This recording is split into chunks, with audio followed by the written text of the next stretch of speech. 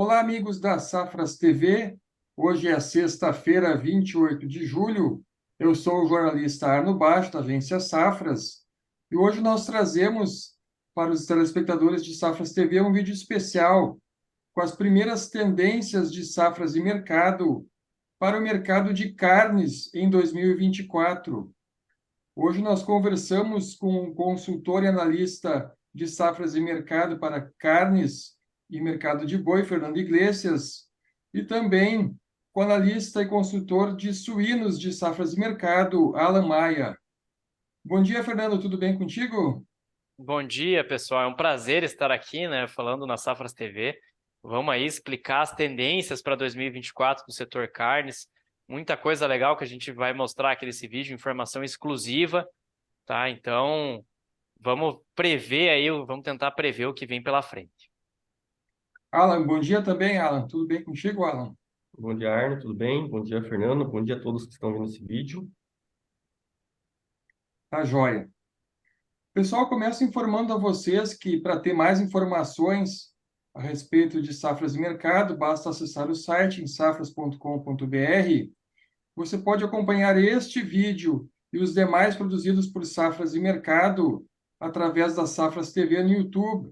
Inscreva-se em nosso canal, assine as notificações para ficar por dentro dos vídeos de Safras e Mercado, mostrando todo um cenário brasileiro e internacional. Safras também está lançando uma novidade no mercado. Você pode contar agora com as informações da plataforma Safras diretamente no celular. Vá até a sua loja de aplicativos de preferência e busque a opção Safras Plataforma. Lá você pode baixar o app da agência Safras, do aplicativo da plataforma Safras, contando com diversas informações, entre notícias, análises, consultoria, estatísticas e demais informações que trazem um cenário completo do agronegócio brasileiro e internacional. Bom, Fernando, vamos começar pelo mercado de boi. O que pode se esperar para 2024 para a carne bovina, Fernando? Vamos lá, primeiro deixa eu compartilhar aqui minha tela, né? Vamos começar a trabalhar os números, mostrar esses números que foram desenvolvidos. A primeira coisa que é muito importante nós mencionarmos em relação ao mercado do boi gordo é que esse ano de 2023 é um ano de grande descarte de matrizes. Tem muitas fêmeas sendo abatidas no Brasil agora em 2023. O mercado, para esse momento do boi gordo, para o ano corrente, isso tem gerado forte pressão de queda nos preços da arroba. A arroba do boi gordo simplesmente derretendo.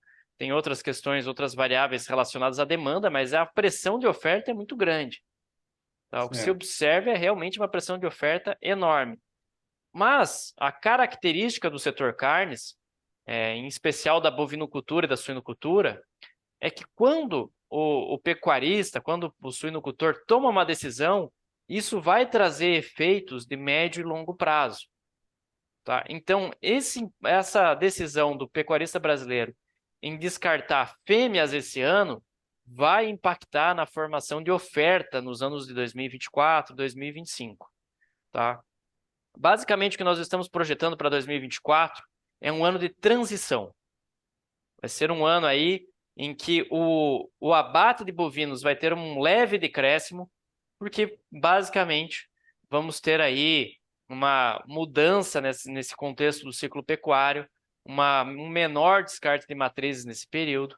Esse ano realmente foi um crescimento importante do volume de fêmeas abatidas, estamos falando aí de 25% de crescimento no primeiro semestre, e devemos ter números um pouquinho mais discretos no próximo ano. Estamos projetando aí abates na casa de 32,85 milhões de cabeças, ainda é um excelente abate. Tá? Ainda é um abate bastante positivo, é um ano de transição realmente. Vamos sentir essa questão do ciclo de uma maneira mais contundente em 2025. 2025 isso vai estar mais perceptível no mercado, uma oferta mais restrita, com maior propensão a reajustes. Ano que vem, um ano de transição. Tá certo. E o que isso representa em termos de produção, de exportação, de Bom, disponibilidade interna, Fernando? vamos falar aí primeiro de produção, né? Esse abate deve render aí em torno de 8,9 milhões de toneladas em equivalente carcaça. Brasil aí vai produzir carne bovina em bom nível, uma produção um pouco menor na comparação ao ano corrente, mas de qualquer forma é um bom volume produzido. E aqui o que eu quero colocar é que o Brasil vai exportar um ótimo volume, um crescimento. Não se assustem com esse crescimento aqui de abril de 2024 em relação a abril de 2023. É natural que isso aconteça, porque abril de 2023 foi um mês que sentiu demais a ausência da China por conta daquele embargo à carne bovina brasileira. Então vai ter um crescimento importante das exportações ali em abril e vamos chegar aí a 3,34, quase 3,35 milhões de toneladas de carne bovina exportadas. Mais um ano de liderança global nas exportações de carne bovina. É um ano em que o Brasil ainda é a melhor alternativa de fornecimento global.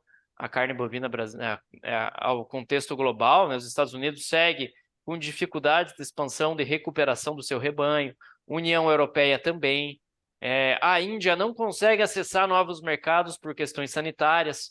A Índia não tem o mesmo rigor sanitário que o Brasil tem hoje, isso para qualquer segmento. Então, ela não consegue acessar determinados mercados em função disso. A Austrália tem um processo de expansão interessante, mas a Austrália não tem uma fração da capacidade produtiva brasileira. Só para se ter ideia, o rebanho brasileiro aí é de 228 milhões de cabeças, o rebanho australiano é de 25 milhões de cabeças. Então, é uma fração realmente do que é o Brasil hoje. Tá? E a América do Sul também tem um contexto complicado em relação à Argentina. Estima-se uma recuperação de rebanho na Argentina no próximo ano, mas de qualquer forma, as dificuldades são grandes no mercado da Argentina, uruguaio também. E o Brasil aí concentrando a demanda vai absorvendo grandes volumes de carne bovina brasileira. Vamos chegar aí a um quadro de disponibilidade interna um pouquinho menor, mas não se assustem, não vai faltar carne bovina. É um ano aí de boa oferta ainda, muito diferente do que aconteceu ali em 2022, 2021. Não serão anos aí de forte descolamento de preço, tá? Mas de qualquer forma, vamos trabalhar aí com uma oferta um pouco mais tímida agora no próximo ano. E falando um pouco de exportação ainda, a China será o grande mercado ainda para o Brasil em 2024? A China vai ser um fiel da balança importante, inclusive para a formação de preços. Ela deve concentrar compras de carne bovina aqui no Brasil, tá? Mas aí tem outras questões que o Alan vai entrar mais adiante sobre a crise da suinocultura chinesa. A comparação chega a ser até desleal, tá? Porque, para vocês terem ideia, quem está nos acompanhando, 1 quilo de carne bovina na China está custando de 80 a 85 yuans. 1 quilo de carne suína está custando aí seus 23 a 26 yuans, mais ou menos. Então, a competitividade da carne suína é muito maior. Tá? A produção na China está crescendo muito nos últimos anos, nos últimos meses. Tem sobreoferta ainda no mercado chinês. Então, vai comprar muita carne bovina do Brasil? Vai. Mas provavelmente em preços semelhantes aos que são praticados hoje. A gente não vê espaço para grande descolamento dos preços da carne bovina no mercado internacional no próximo ano. Então, o mercado não está afeito a isso. Tá, ok, Fernando. E agora contigo, Alan, quais são as expectativas para o mercado da suinocultura em 2024? Então, vamos lá, então, falar primeiro dos abates. O Brasil tem uma tradição de crescimento de abates ano após ano, né? Nas últimas 2 décadas, não teve um ano que o Brasil não cresceu abates. A gente tem que destacar que ali em 2018, quando começou a aparecer os primeiros casos de peste suína africana no Brasil, o Brasil começou a investir mais, né, na atividade. Muitos suinocultores tomaram empréstimos, é, aplicaram ali na procura por matrizes, para maiores nascimentos de leitões. E isso acabou que está tá maturando esses investimentos, né? 2019 o Brasil teve boom de preço, 2020 bons preços também para a suinocultura brasileira, para preço do vivo, para preço da carne. Em 2021, o Brasil já começou a declinar. Contudo, investimentos feitos entre 2018 e 2020 ainda estavam em formato embriatório, né? E Sim. esses investimentos estão maturando agora. Inclusive, esse ano já foi inaugurado o maior frigorífico da América Latina e ela ainda está com bastante capacidade ociosa. ela deve avançar, né, procurar esse 100% aí. Isso aí já é um indicativo que os abates vão crescer no Brasil, né? Muitos investimentos estão maturando agora. Agora a gente vai para o quadro de disponibilidade. O primeiro ponto que chama a atenção no quadro é que a disponibilidade brasileira vai crescer. Por que isso acontece? Primeiro ponto, a produção brasileira, ela vai crescer por conta do abate.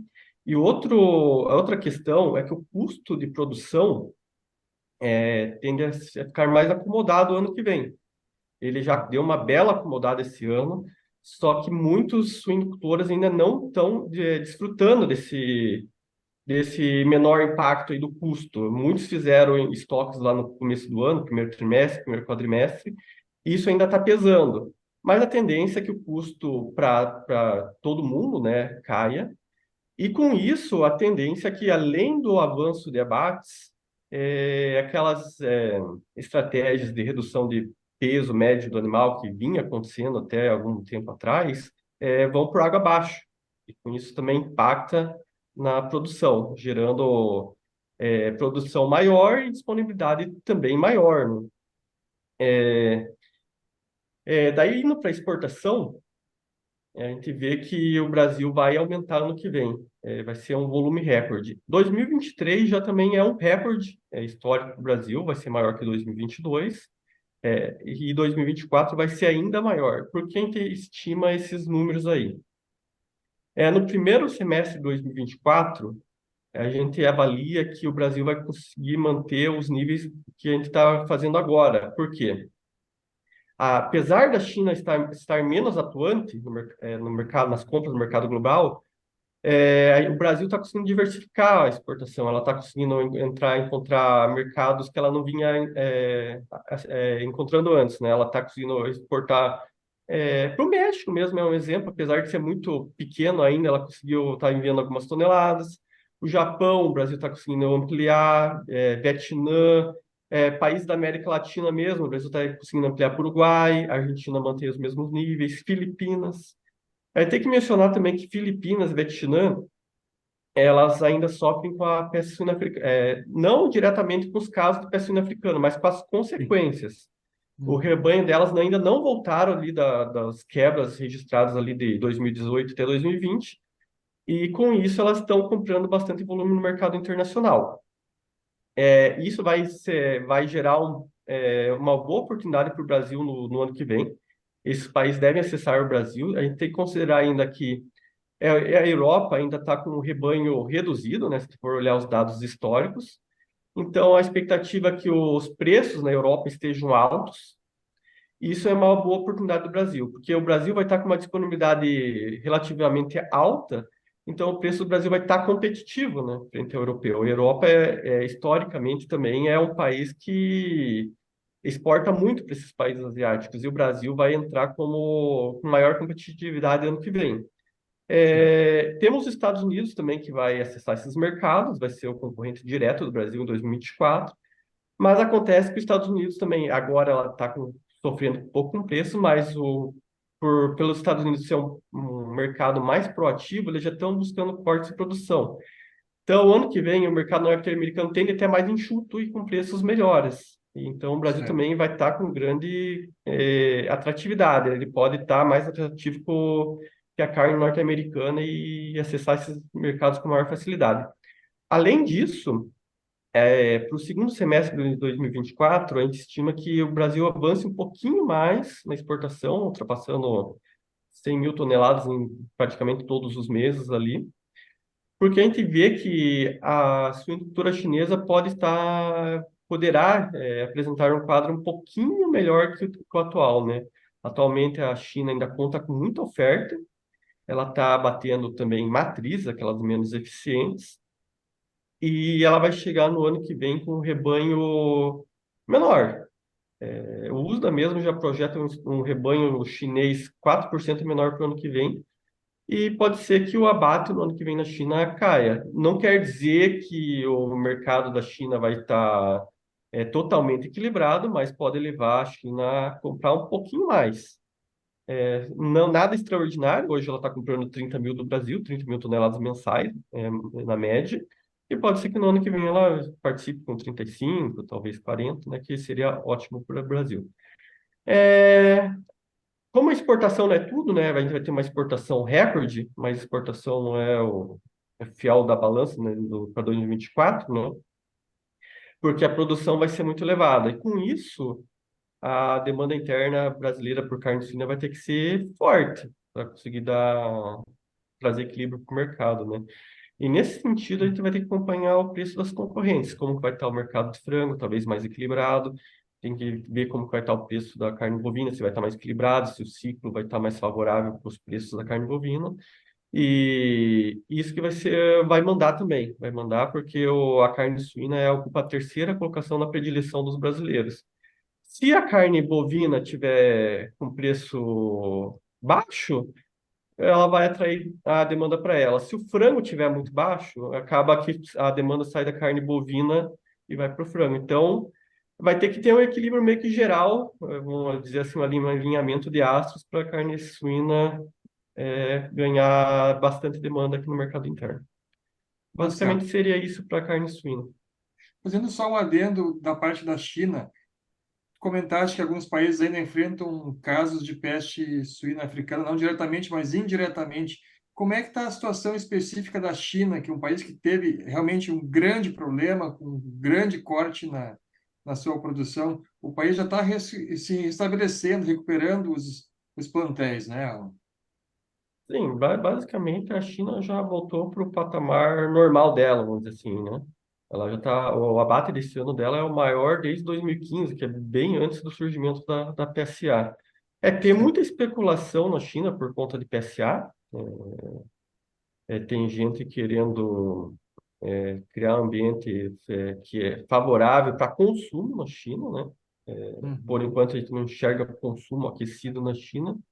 Além da oferta de carne suína muito elevada, a demanda na China está sendo impactada pela desaceleração da própria economia, né? Tem um pouquinho mais de restrição de crédito na China, porque tem muita inadimplência. O governo chinês está buscando ampliar esse crédito, né? Mas essa questão de inadimplência também pesa. E é isso. Bom, não dá para dizer que não tem caso de peste suína na China, por ser um país muito grande e a China não reportar esses casos de forma muito imediata e com muita claridade, né? Mas aqui a gente vê que o mercado está dentro dos eixos e o mercado, os abates estão avançando não pela peste suína africana, mas sim por questões de mercado frágil mesmo, em questão de desequilíbrio de oferta e demanda. Basicamente é isso. Tá certo. Te agradeço muito pelas informações, Alan. Agora vamos para a parte da avicultura, Fernando. O que pode se esperar para 2024 na produção de frango do país? Vamos lá, vamos lá. Só para fazer um adendo na fala do Alan, ainda para Sim. complementar o que ele disse em relação à China, acreditamos até que a PSA está presente na China, mas no rebanho menos eficiente. A China verticalizou a produção, lembra muito o modelo de integração aqui do Brasil hoje. Hoje tem um controle muito grande de todas as etapas de produção, desde o grão que é usado na nutrição animal até a carne suína que chega ali na mesa do consumidor chinês. Então, o controle, essa verticalização é bastante perceptível, é bastante visível. Ah, e isso deixa uma suinocultura cada vez mais profissional, ela é menos suscetível a PSA, leva a sanidade animal mais a sério, tá? O que vai acontecer? Uma suinocultura mais profissional também vai demandar mais nutrição animal de qualidade. E nutrição animal de qualidade é milho e farelo de soja, isso em qualquer lugar do mundo. Tá? Então, com a Hum. posição do rebanho que nós temos hoje, 455 milhões de cabeças, né, Alan? Mais ou menos. Está estimado para abaixo de 440 para o ano que vem, né? É, Então, 400, mas, um mas rebanho um desse porte, rebanho consistente. sim, um rebanho desse porte vai consumir grandes volumes de farelo de soja, de milho. Então, quando você vê assim o pessoal lendo muitas notícias, a PSA está dizimando o rebanho na China, etc. E isso vai impactar o mercado de grãos. Não, gente. O rebanho na China é grande, é muito consistente e isso oferece uma perspectiva muito boa de consumo no mercado de grãos aí. China seguirá atuante nos próximos anos. Tá certo. Falando agora diretamente sobre a avicultura, né? Bom, a Uhum. avicultura de corte vive um segundo trimestre para se esquecer. Tá? O segundo trimestre de 2000 e o início desse terceiro trimestre, agora em julho, momento extremamente difícil para o setor. A sobreoferta é visível, é algo nítido. O Brasil nunca vendeu tanta carne de frango quanto no primeiro semestre de 2023 e mesmo assim sobra produto. Tem produto para todo lado. Para se ter Uhum. ideia, o peito de frango caiu aí seus 13% agora durante o mês de julho. Uma queda muito importante, chegou a interferir na formação de preço das demais proteínas. Sim. Tá? Temos aí um alojamento, uma estimativa de alojamento para 2023 de 7 bilhões de pintinhos alojados. É o maior alojamento da história para o Brasil. O Brasil nunca havia superado essa marca de 7 bilhões de pintainhos, vai superar agora em 2023. E o setor convive com graves dificuldades. Por mais que haja, que nem o Alan já mencionou, a questão do custo, por mais que haja uma queda de custo em andamento, o setor segue convivendo com margens apertadas, porque os preços não param de cair. Uhum. Há um completo desequilíbrio no mercado, na avicultura de corte nacional hoje, e há uma clara, uma evidente necessidade de fazer ajustes produtivos. A grande vantagem da avicultura é a flexibilidade de produção. Por ser um ciclo mais curto, a avicultura brasileira tem a condição de fazer os cortes, os ajustes necessários para que o setor consiga ajustar a sua produção em relação aos desafios que o mercado apresenta. Seja demanda não responsiva, seja custo alto, seja dificuldades sanitárias.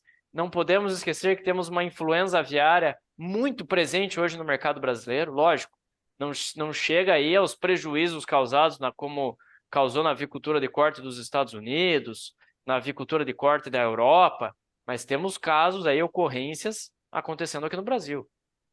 setenta Tá? e um casos hoje, segundo a última atualização do 71 Ministério da casos. Agricultura. É, 69 em aves selvagens e 2 em aves de fundo de quintal. Tá? sim. Então, basicamente, ainda somos, de acordo com o protocolo da MSA, ainda somos território livre de influenza aviária. Mas é um foco de atenção muito importante. Exige muita atenção por parte da indústria aqui do Brasil. Tá? Os Certo. números de 2024. Um alojamento um pouco mais discreto para o próximo ano. Estamos falando aí de 6,96, arredondando para 6,97 bilhões de pintainhos. É uma queda pequena, mas é uma redução. Tá? E pensando numa estrutura de custos que tende a ser diferente também no próximo ano. Tá? Uhum. Então, vai muito em linha essas questões da avicultura com o cenário que nós temos. Se surgir influenza aviária em aves comerciais, o que ainda não aconteceu, e vamos torcer para que não aconteça, evidentemente. O trabalho está sendo muito bem feito para que isso não aconteça.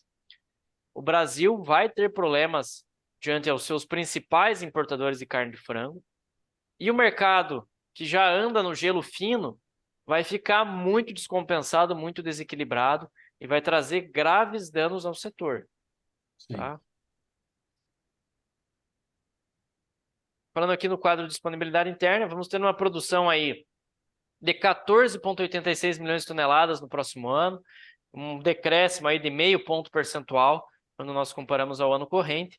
Esse ano no Brasil deve se aproximar das 15 milhões de toneladas de carne de frango em termos de produção e vai ficar aqui no mercado interno quase 10 milhões de toneladas. Isso aqui é fundamental para a população brasileira, em especial a população de menor renda, ter acesso a uma proteína de origem animal de qualidade, de altíssima qualidade, a preços baixos, a preços mais acessíveis que a carne bovina, e um pouco mais acessíveis que a nossa proteína intermediária, que é a carne suína, em termos de preço, né? Sim. E é uma base de consumo fundamental. Uma produção desse porte envolve questões até de segurança alimentar da população brasileira. Tá? Então é fundamental ter um nível de produção dessa proporção. Temos aí Exportação de carne de frango. O Brasil nada de braçada no mercado global hoje.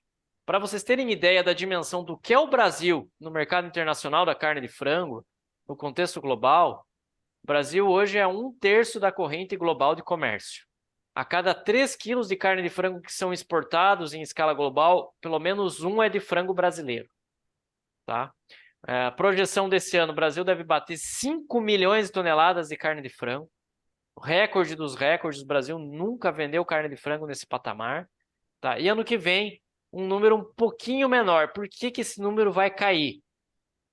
A demanda continuará focando aqui no mercado brasileiro. O Brasil ainda é a melhor alternativa de fornecimento de carne de frango, é mais competitivo em termos de preço, é mais competitivo em questões sanitárias. O Brasil consegue estar levando muito a sério o combate à influenza aviária. Granjas são ambientes extremamente de um controle, de um rigor sanitário muito grande. Tá? Então, o Brasil está fazendo bem o dever de casa e está evitando que o problema surja em granjas comerciais. O grande ponto é que esse ano nós tivemos um momento atípico em que o Brasil exportou 500 mil de toneladas em um único mês, que foi agora em março de 2023. É muito difícil conseguir, foi uma conjuntura muito favorável que levou a esses números. É muito difícil repetir esses números aqui em termos de venda, é muito difícil conseguir essas indicações aqui. Então vai ter uma queda, sim. Isso aqui acaba impactando no número total. Querendo ou não, aí são 60 mil toneladas, né? 65 mil toneladas. É um volume grande de carne de frango que deixará de ser exportado em março, segundo as nossas projeções.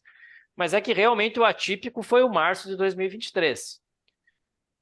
E lembrando aqui mais uma vez, esse nosso quadro de disponibilidade interna, de oferta e demanda, ele está centrado em um país que não tem problemas de influenza aviária em granjas comerciais. Se porventura a ocorrência em granjas comerciais acontecer, né, um infortúnio acontecer, esses números serão evidentemente revisados para baixo, que o Brasil não vai conseguir exportar todo esse volume. Assim, já há uma certa dificuldade para exportar todo o volume produzido, né, Fernando? Exato. E há uma necessidade de escoar nesse porte, que realmente a produção é muito grande. Sim. Tá?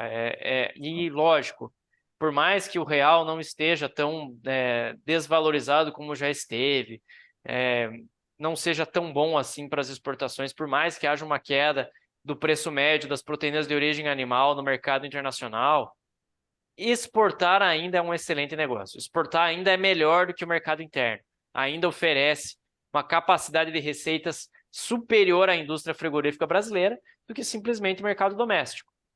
Então, basicamente, isso vale para as 3 proteínas. Então, o mercado internacional ainda oferece uma série de vantagens em termos de receita que o mercado interno não vislumbra. Tá certo. Bom, você, telespectador, acompanhou uma gama de informações a respeito das projeções de safras de mercado para a produção de carne bovina, suína de frango em 2024. Eu agradeço muito a participação tua, Fernando, e também do Alan, e a gente está à disposição no site de Safras, trazendo grandes informações do agronegócio brasileiro, e você também pode acompanhar as nossas redes sociais. Acompanhe as redes sociais de Safras, que estão aí visíveis em sua tela, para ficar por dentro de tudo que acontece no agro brasileiro e internacional. Para a Safras TV, diretamente de Porto Alegre, jornalista Arno Bach.